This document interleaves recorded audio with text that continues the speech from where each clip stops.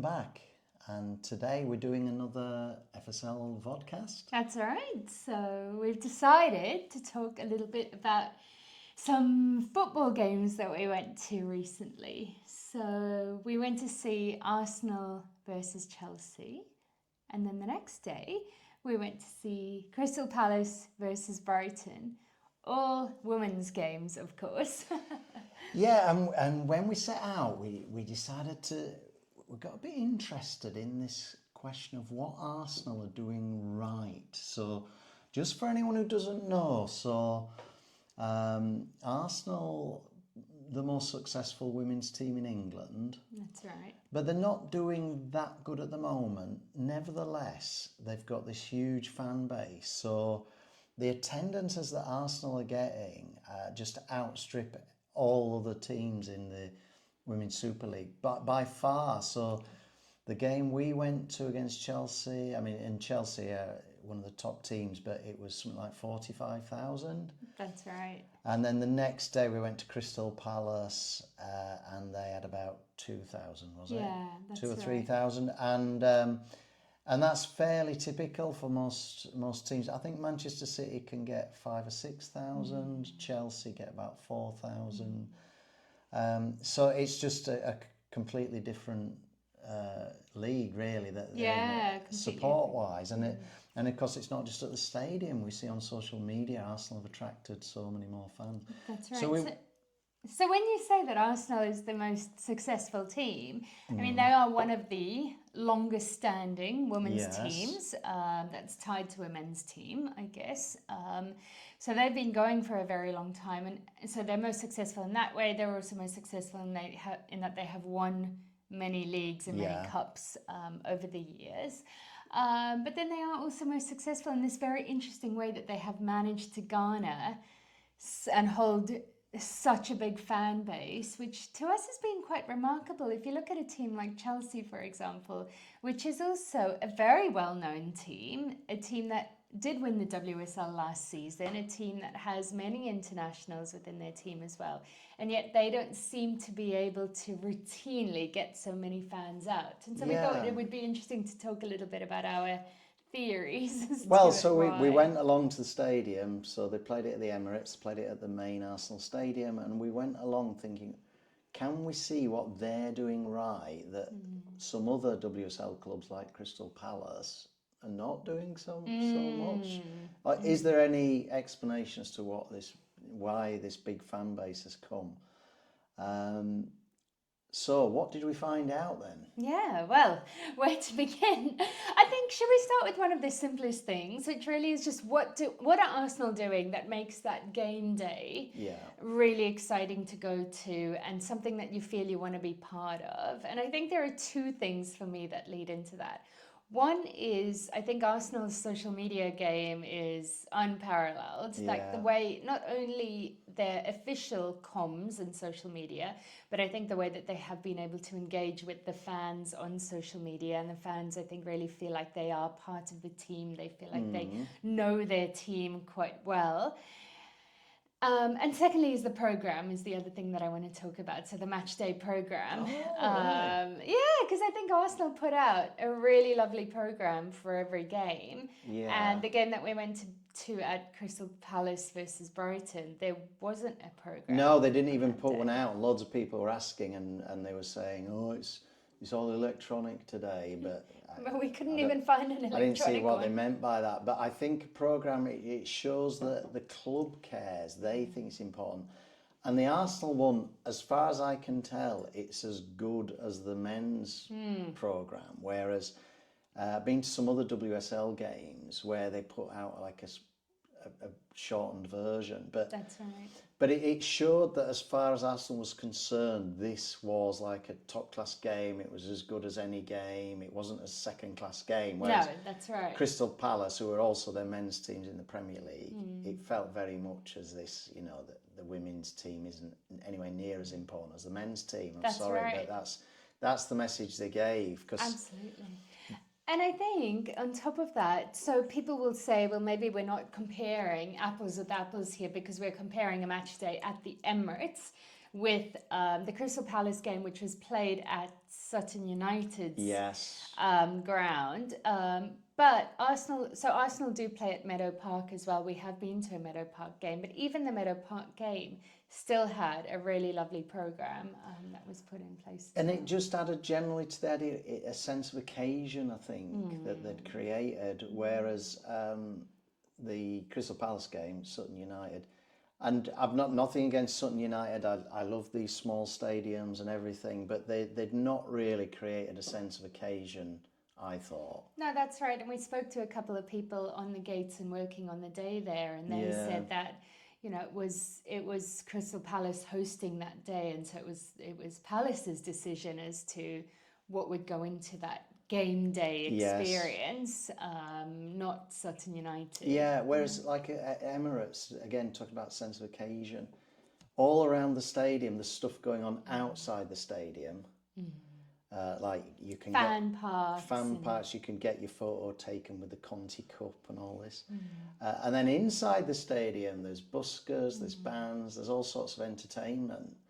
The food offerings are really interesting to me at women's games as well. I think you see a very different food offering from what you might see at the men's games. I'm not sure, maybe now the men's games at Arsenal or at the Emirates and at Wembley may do those things as well, but I do find it very interesting that you find candy floss and popcorn and sweets and hot chocolate, which I find fascinating because it's clearly the stadium providers who I think feel like they're catering maybe for a slightly more feminine audience that doesn't necessarily only want beer, which, you know, we could problematize that, and we probably would, but I do think it's interesting that they are recognizing and again putting on that game day experience. We do see many more children coming to those games, and so and at the Crystal Palace game, which again was at Sutton United, the catering offering was lamentable. There was one burger van and the queue was about 60 yards long. That's right. Right. If I was, say, taking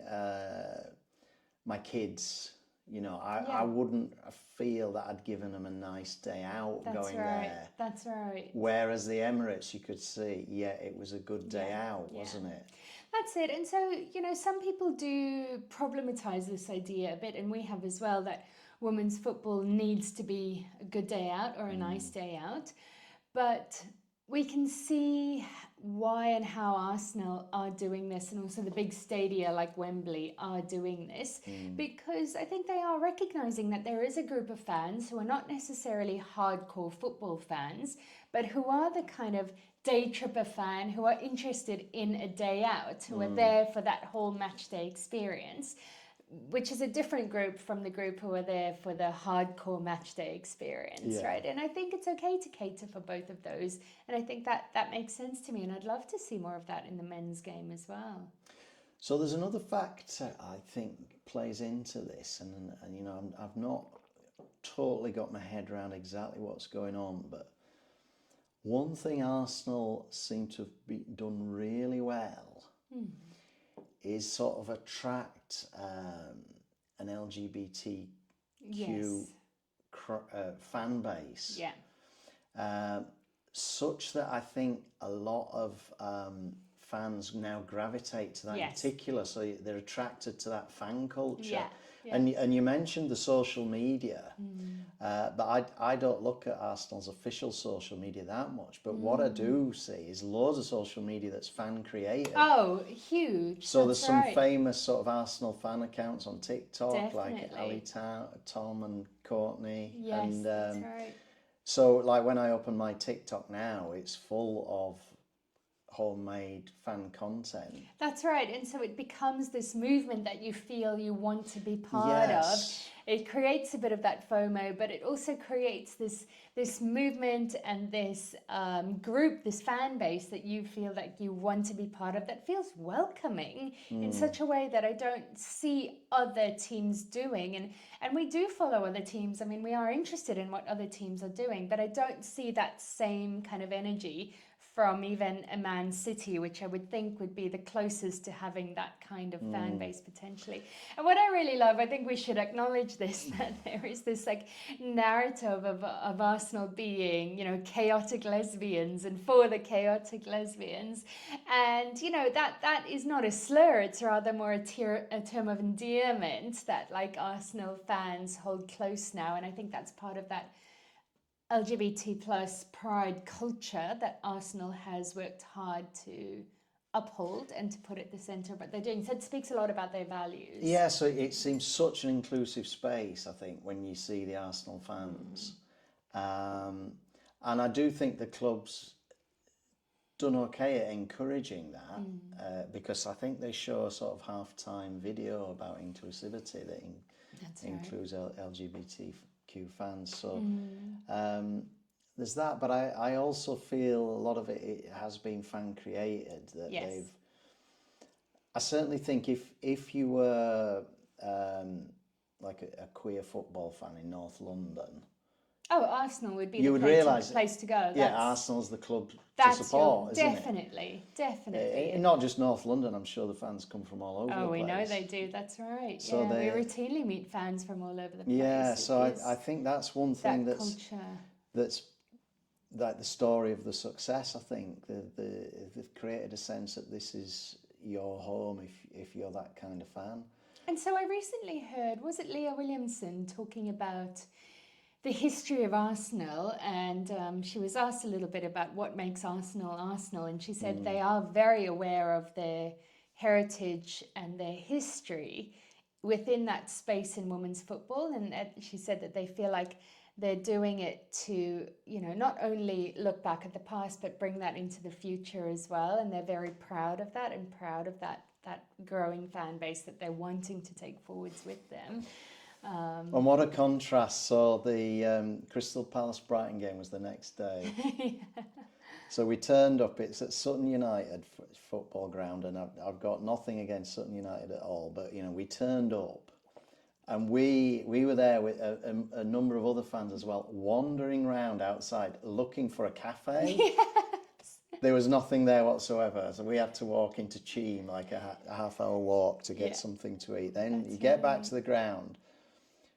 Oh, there's a what do they call it? A fan zone. We couldn't even see the fan zone, but at half time I saw this little sign. Yeah, this tiny sign behind the home end saying fan zone. Yeah. We went down, and what was there? 20 people? 20 people behind the stand. And there was a burger stand or something. small burger stand and selling some beers there. Yeah. So that obviously made a bit of effort there, but it just seemed very last minute tacked on. It didn't feel like there was a huge amount of thought put into that fan experience, really. Yeah.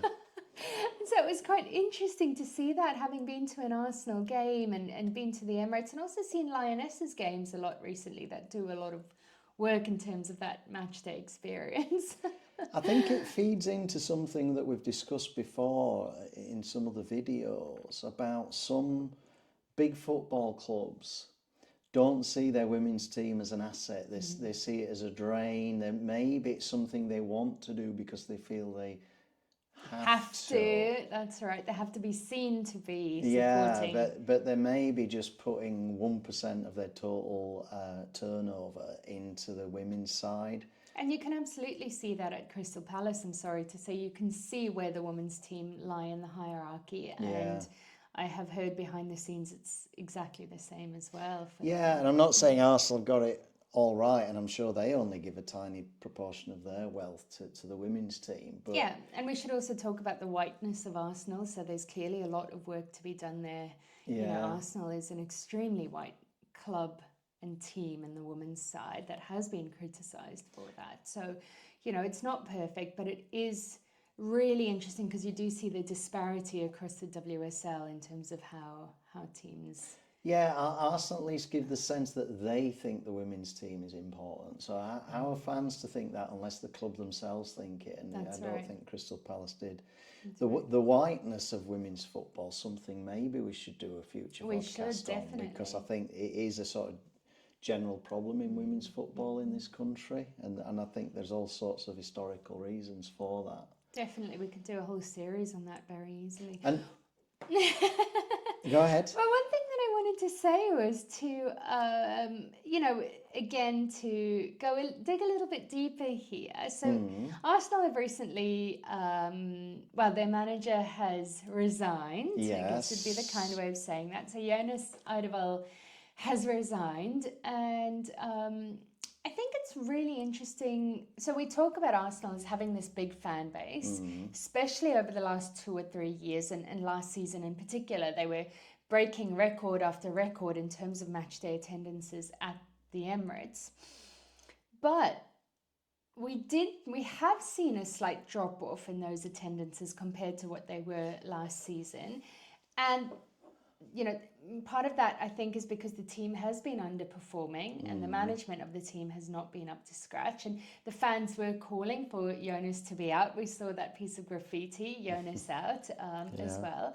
And so something that I want to ask you is your opinion on the depth and strength of that Arsenal fan base, given that we know that many women's football fans are not historically tied to a team, right? So they're not supporting the team just because their dad supported the team or just because they're from a particular area. We have fans who are supporting Arsenal because they love that chaotic lesbian energy, let's say, of Arsenal. But when the team is now underperforming and the team isn't doing as great and that matchday experience is lovely, but the watching the game itself is not as lovely, do you think that could be to the detriment of that growing fan base and that fans could go elsewhere? I think Arsenal shouldn't take that fan base for granted because, as you say, there are people who support men's clubs because their dad supported it and their granddad. In women's football, because the fan base has grown so rapidly in such recent years, you've probably got this fan base that it's only supported them for a few years and could so easily go somewhere else. Now if there's something about Arsenal that's attracted them, and you've already mentioned the sort of thing that could be, I think it would be important for Arsenal to preserve that and see that's what's brought the fans in. And were a club like Arsenal to suddenly feel like a very kind of male patriarchal club, I could see fans easily, if another football club started doing things better, could easily see it change, So for instance, one reason I think, a massive reason Arsenal's got so many fans is because they've got Leah Williamson. Absolutely. Yeah, and what she stood for, the way she's been willing to speak up, is kind of what she represents. And I think so many of the fans look up to Leia and identify with her. Now, she's not going to be there forever, is she? And are they going to have players who also stand for those values? Absolutely. That's it. I think fans, especially fans of women's football, they put their values front and centre. And they want the players who they want the players, so not and just the Leia. club. That's Katie right. McCabe. Katie McCabe, Leah Volti. They're often wearing the rainbow armband, and so on. So absolutely. But I think even maybe not as extreme as that. I think even if Arsenal held on to its values, I think because that fan base isn't necessarily massively deep yet, I think if this club continues being happy with mediocre performances on the field, we were just talking about that group of fans who are not necessarily hardcore fans who are there for the matchday experience. They still want to see a win. They still want to be able to celebrate with their team. And I think I agree with you that if a team like Man City starts to put forward their values and those kinds of values that these fans are obviously looking for. We've heard Counterpress talking about Man City's mascot, Moonbeam. And Man City has those players who can and do that as well. They have many international players.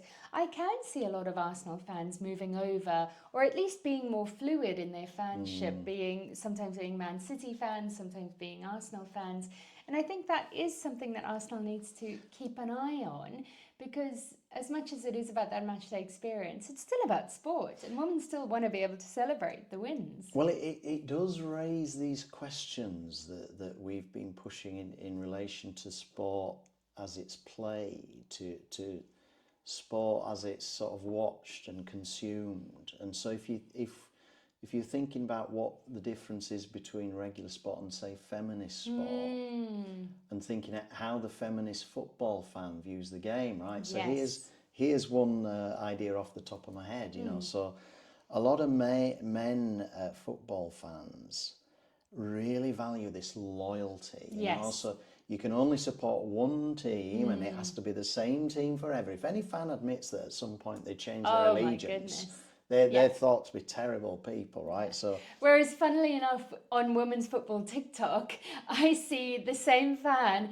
wearing a Chelsea shirt one week and an Arsenal shirt the next week, and there is absolutely no issue with that, because there is this feeling that you're supporting women's football. So I'm thinking if that could be a difference between sort of patriarchal sport, I think so, that demands absolute allegiance and loyalty to based kind on of those feminist war kind of principles. In feminist sport, because you want everybody to do well, you know, and there's nothing wrong with, like, you might support Arsenal, but your favourite player might still be Chloe Kelly. That's right, exactly. Or Bunny Shaw or something, you know. That's right. So I think that could be one difference, that it's not kind of unthinking, unconditional allegiance. I agree with you completely. And so looking forward then, there could be this vision that fans are more there to support the growth of women's football as a whole. Definitely. And just like we did, going to see two different teams play.